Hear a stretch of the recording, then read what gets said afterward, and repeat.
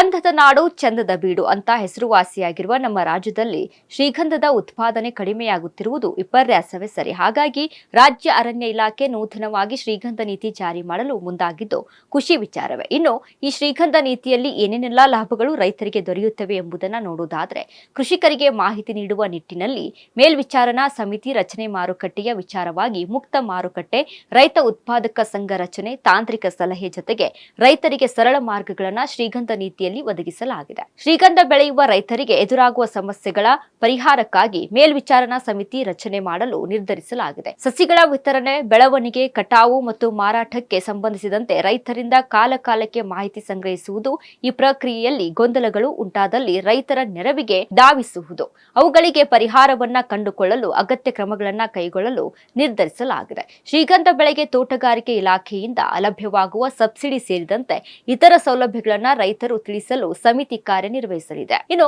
ಪ್ರಸ್ತುತ ಅರಣ್ಯ ಇಲಾಖೆಯಿಂದ ಶ್ರೀಗಂಧದ ಸಸಿಗಳನ್ನು ರೈತರಿಗೆ ವಿತರಣೆ ಮಾಡಲಾಗುತ್ತಿದೆ. ಆದರೆ ಈ ಸಸಿಗಳ ಪೈಕಿ 40%ಕ್ಕೂ ಹೆಚ್ಚು ಪ್ರಮಾಣದಲ್ಲಿ ಬೆಳೆಯುವ ಹಂತದಲ್ಲಿ ನಾಶವಾಗುತ್ತಿದ್ದವು. ಈ ನಿಟ್ಟಿನಲ್ಲಿ ಗುಣಮಟ್ಟದ ಸಸಿಗಳನ್ನು ವಿತರಿಸಲು ಯೋಜನೆ ರೂಪಿಸಲಾಗುತ್ತಿದೆ. ಈ ಬಗ್ಗೆ ನರ್ಸರಿಗಳಲ್ಲಿ ಸಂಶೋಧನೆಗೆ ಒತ್ತು ನೀಡಲು, ಯಾವ ಭಾಗದಲ್ಲಿ ಶ್ರೀಗಂಧ ಬೆಳೆಯಬಹುದು, ಅವುಗಳ ಪೋಷಣೆಗೆ ಅಗತ್ಯವಿರುವ ತಾಂತ್ರಿಕ ಸಲಹೆಗಳನ್ನು ರೈತರಿಗೆ ಒದಗಿಸಲು ಉದ್ದೇಶಿಸಲಾಗಿದೆ. ಶ್ರೀಗಂಧದ ಗಿಡಗಳಿಗೆ 10 ವರ್ಷ ಕಳೆಯುತ್ತಿದ್ದಂತೆ ಕಳ್ಳರ ಕಾಟ ಆರಂಭವಾಗುತ್ತದೆ. ಇದನ್ನು ತಡೆಯಲು ರೈತರು ಶಸ್ತ್ರಾಸ್ತ್ರಗಳ ಪರವಾನಗಿ ನೀಡುವಂತೆ ಮನವಿ ಮಾಡುತ್ತಿದ್ದಾರೆ.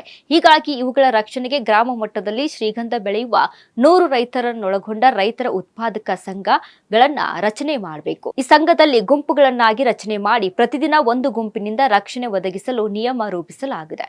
ರಾಜ್ಯದಲ್ಲಿ ಬೆಳೆಯುತ್ತಿರುವ ಶ್ರೀಗಂಧವನ್ನ ಅರಣ್ಯ ಇಲಾಖೆಯ ಡಿಪೋಗಳು, ಕರ್ನಾಟಕ ಸೋಪ್ ಮತ್ತು ಡಿಟರ್ಜೆಂಟ್ ನಿಗಮ ಮತ್ತು ಕರ್ನಾಟಕ ಕರಕುಶಲ ಅಭಿವೃದ್ಧಿ ಮಂಡಳಿಗೆ ಮಾತ್ರ ಮಾರಾಟ ಮಾಡಬೇಕು ಎಂಬುದಾಗಿ ನಿರ್ಬಂಧ ವಿಧಿಸಲಾಗಿದೆ. ಇದೀಗ ಮುಕ್ತ ಮಾರುಕಟ್ಟೆ ವ್ಯವಸ್ಥೆ ಮಾಡಲಾಗುತ್ತಿದೆ. ರೈತರು ಬೆಳೆದ ಶ್ರೀಗಂಧವನ್ನ ತಮಗೆ ಇಚ್ಛಿಸಿದ ವ್ಯಾಪಾರಿಗಳಿಗೆ ಮಾರಾಟ ಅವಕಾಶ ನೀಡುವುದಾಗಿದೆ. ಜೊತೆಗೆ ಶ್ರೀಗಂಧ ಖರೀದಿದಾರರು ಅರಣ್ಯ ಇಲಾಖೆಯಲ್ಲಿ ನೋಂದಣಿ ಕಡ್ಡಾಯ ಮಾಡಿಕೊಂಡಿರಬೇಕು ಎಂಬುದು ಕರಡು ನೀತಿಯಲ್ಲಿ ಪ್ರಸ್ತಾಪಿಸಲಾಗಿದೆ. ರೈತರು ಶ್ರೀಗಂಧ ಬೆಳೆದ ಬಳಿಕ ಕಟಾವು ಮಾಡುವುದು ಮತ್ತು ಸಾಗಣೆ ಮಾಡಲು ಈವರೆಗೆ ಅರಣ್ಯ ಮತ್ತು ಕಂದಾಯ ಇಲಾಖೆಯ ಅನುಮತಿ ಕಡ್ಡಾಯವಾಗಿತ್ತು.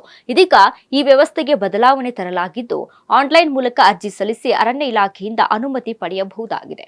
ನಿಗದಿತ ಸಮಯದಲ್ಲಿ ಅನುಮತಿ ಲಭ್ಯವಾಗದಿದ್ದಲ್ಲಿ ಸ್ವಯಂ ಪ್ರೇರಿತವಾಗಿ ಅನುಮತಿ ಲಭ್ಯವಾಗುವಂತೆ ನಿಯಮ ರೂಪಿಸಲಾಗುತ್ತಿದೆ. ಶ್ರೀಗಂಧ ನೀತಿ ಎಂಬ ಮಹತ್ವದ ನಿರ್ಧಾರದತ್ತ ಸರ್ಕಾರ ಮುಖ ಮಾಡಿದ್ದು, ಶ್ರೀಗಂಧ ಬೆಳೆಯಲು ಮುಂದಾಗುವ ರೈತರಿಗೆ ಆನೆ ಬಲ ಬಂದಂತಾಗಿದೆ. ಸರ್ಕಾರದ ಈ ಸವಲತ್ತನ್ನ ಎಲ್ಲಾ ರೈತರು ಸದುಪಯೋಗ ಪಡೆದುಕೊಂಡು ಶ್ರೀಗಂಧ ಬೆಳೆಯಲಿ, ಪ್ರಗತಿ ಕಾಣಲಿ ಎಂಬುದೇ ನಮ್ಮ ಆಶಯ.